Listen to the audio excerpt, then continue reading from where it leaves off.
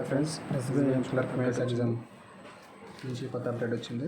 అదేంటంటే 25th exam ఎవరికైతే group 2 and SBI mains exam ఉంటుందో వాళ్ళు ఎస్బీఐ ఎగ్జామ్ని March 4th షిఫ్ట్ చేసుకోవచ్చు.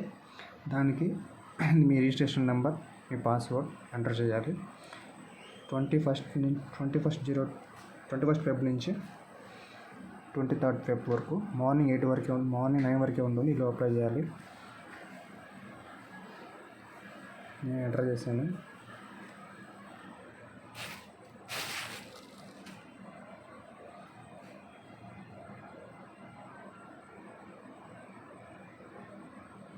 డీటెయిల్స్ ఎంటర్ చేసిన తర్వాత మీకు లోపల గ్రూప్